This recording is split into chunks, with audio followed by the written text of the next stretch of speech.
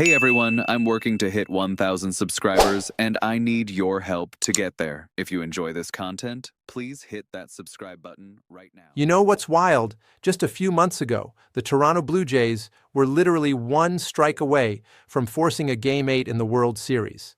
That's not how baseball works, obviously, but they pushed the defending champion Dodgers all the way to the 11th inning of Game 7. Most teams would have been happy just getting there, not Toronto. They saw that near miss and said, "We're going all in," and they meant it, like really meant it. The front office, led by Mark Shapiro and Ross Atkins, didn't waste any time. They went out and grabbed Dylan Cease, the former Padres ace who was in the Cy Young conversation, and locked him down for 7 years at $30 million per season. Yeah, you heard that right. 7 years for a guy who's already 30. That's the kind of move you make when you're not rebuilding, you're reloading. But they didn't stop there.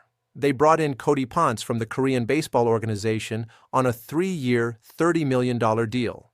Then they added Tyler Rogers, that submarine-throwing reliever who's basically impossible to hit when he's on, for 3 years at over $12 million annually. Even with Chris Bassett walking in free agency, Toronto's rotation and bullpen look scary good heading into next season. So everything's looking up for the Blue Jays, right? Big money moves, championship aspirations, the whole 9 yards. Except while all this is happening in the spotlight, there's this other story that barely made a ripple. It's about a kid who had a dream, got a chance, and just this past Saturday walked away from it all at 24 years old. His name is Nate LaRue. And if you haven't heard of him, that's completely understandable. He was drafted way back in 2019 by the Blue Jays in the 25th round. That round doesn't even exist anymore, by the way. 2019 was the last year the draft went past 20 rounds. LaRue was playing at McGill-Tulane Catholic High School in Mobile, Alabama, doing double duty as a catcher and a pitcher. The Blue Jays liked what they saw, but LaRue had other plans. He didn't sign. Instead, he went to Auburn. At Auburn, he focused almost entirely on catching. The pitching thing took a back seat. He spent 4 years there, developing behind the plate, working on his game. By 2023, after his senior season with the Tigers, the Blue Jays came calling again. This time, they signed him as an undrafted free agent. And yeah, they wanted him as a catcher. Why? Because the kid had an absolute cannon for an arm. Ricky Meinhold, the Blue Jays minor league pitching coordinator, put it perfectly when he said, "LaRue's got a bazooka behind the plate." That kind of arm strength doesn't come around every day. But here's where things get interesting. Meinhold also saw something else in LaRue. He'd pitched before. He had the tools. And Meinhold thought, maybe we have some clay to mold here. But life had other plans first. During spring training in 2024, LaRue suffered a severe ankle injury. We're talking surgery-level bad. He spent months rehabbing, getting his body right, doing everything the trainers told him to do. By August, he was ready to go. He'd put in the work, completed his rehab, and was expecting to be added to an active minor league roster. That's not what happened. Instead of activating him, the Blue Jays put him on the development list with the Double-A New Hampshire Fisher Cats. Think of it like a practice squad in football. You're with the team, but you're not really with the team. And it was right around then that LaRue made a decision that would change everything. He agreed to give up catching and become a full-time pitcher. Put yourself in his shoes for a second. You've spent your entire baseball career catching. That's your identity. That's what you know. And now, at 24 years old, after a major injury, you're starting from scratch on the mound. That takes guts. That takes belief. But it also takes results, and that's where things got tough for LaRue. He spent all of 2025 pitching, bouncing between Single-A and High-A. He appeared in 27 games, threw just over 30 innings, and finished with an ERA north of 5. For a guy who hadn't pitched seriously since high school, those numbers aren't shocking. But in professional baseball, there's not always time to figure it out.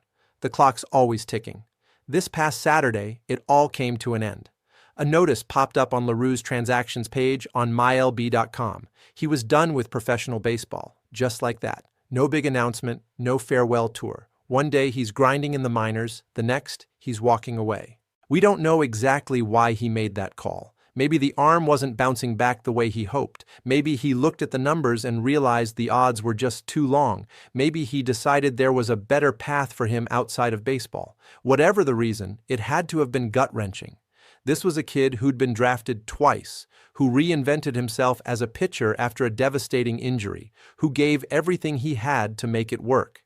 And that's the thing about baseball that doesn't always make the headlines. For every Dylan Cease signing a $210 million contract, there are dozens of guys like Nate LaRue grinding in the minors, fighting for a shot that may never come.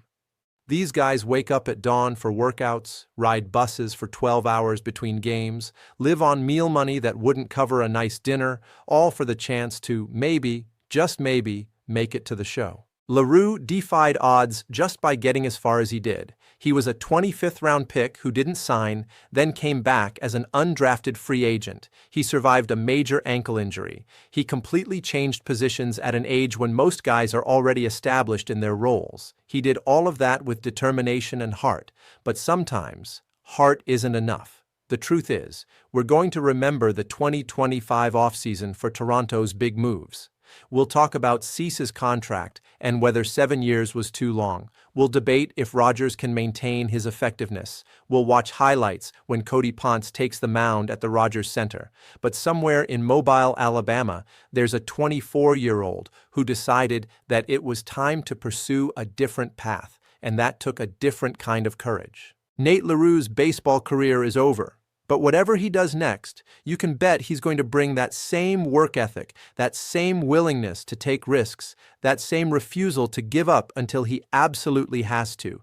That's what got him this far. That's what will carry him forward. And that's a story worth remembering, even if it never made the back page.